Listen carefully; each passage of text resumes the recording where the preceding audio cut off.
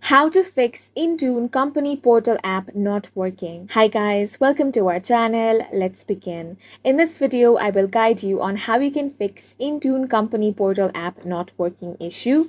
For this, you want to open the Play Store app on your device. Now you want to tap on the search bar and search for Intune Company Portal. Tap on the update button and update this application to the latest version. After it has been updated, the glitches will be fixed. Now, if that doesn't solve your problem, you want to open up settings, then tap on the apps option. Now, you want to scroll down and find the Intune app. Here, you want to tap on the storage option, tap on clear cache, then tap on clear data and delete all of the app's data. Once the cache and data has been cleared, you want to open the application and check if your problem has been fixed. If it is not fixed, there is one more thing you can do. You can simply uninstall the application. Once it has been uninstalled, go ahead and install it again.